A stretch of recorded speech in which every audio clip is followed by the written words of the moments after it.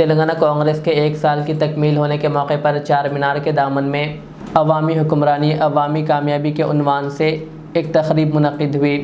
इस तकरीब में मेहमान ख़ुसूसी की हैसियत से वज़ीर बराए ट्रांसपोर्ट व BC वेलफेयर पुन्नम प्रभाकर, राज्यसभा के रुकन अनिल कुमार यादव, MLC आमिर अली ख़ान, MLA दानम नागेंद्र और रियासती लाइब्रेरी चेयरमैन डॉक्टर रियाज व दीगर ने शिरकत की।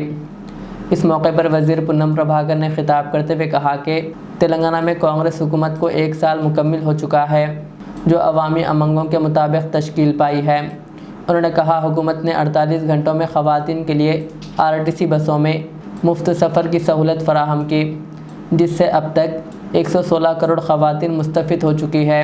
उन्होंने मज़ीद कहा, आरोग्यश्री की हद को 5 लाख से बढ़ाकर 10 लाख रुपये कर दिया गया है, जबकि 200 यूनिट मुफ्त बिजली और 500 रुपये में गैस सिलेंडर की सहूलत भी फराहम की जा रही है।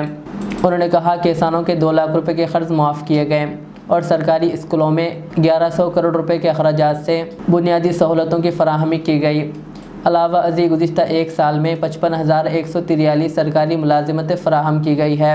प्रोग्राम के दौरान उन्होंने अपोजिशन जमातों को तनक़ीद का निशाना बनाते हुए कहा कि वह हुकूमत की कारकर्दगी को मुतासिर करने की कोशिश कर रहे हैं।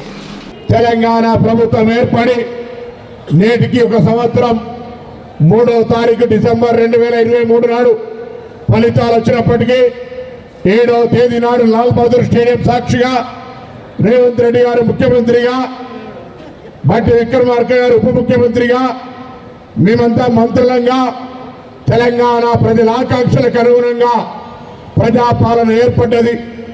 ఒకవైపు లాల్ బహదూర్ స్టేడియంలో ప్రమాణం చేస్తూనే ముళ్ళ కంచెల బందీలైనటువంటి ప్రగతి భవన్ కంచెలు తెప్పి ప్రజాస్వామ్యానికి బలహీన వర్గాలకు పేరున్నటువంటి జ్యోతిబా పూలే పేరు పెట్టుకొని ఈరోజు తెలంగాణ ప్రభుత్వంలో 1 సంవత్సర పరిపాలన ముగించుకున్నాం.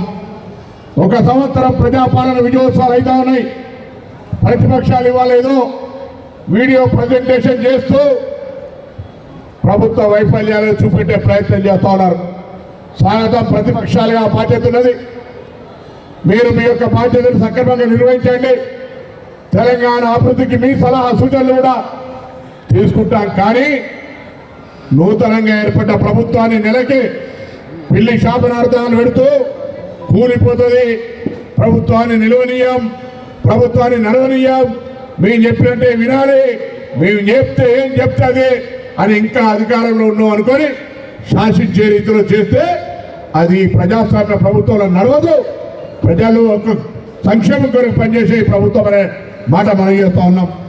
మీ అందరికీ తెలుసు, ప్రభుత్వం ఏర్పడిన 48 గంటల్లో తెలంగాణ అక్క చెల్లెలందరికీ ఉచితంగా బస్ సౌకర్యాన్ని కలిగజేసినాం.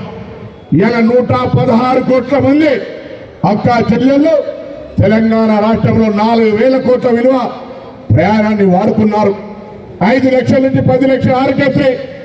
దాని తదుపరి గతంలో పేదలకు కరెంటు బిల్లు కట్టలేని పరిస్థితి ఉంటే మీటర్లు గుంజుకపోయినటువంటి పరిస్థితి నుంచి ఈరోజు రాష్ట్రంలో 60, 70, 80 గ్రామీణ శాతాలలో 200 యూనిట్ల ఉచిత విద్యుత్ వాడుకుంటున్నారు, 500 గ్యాస్ సిలిండర్ తీసుకుంటున్నారు.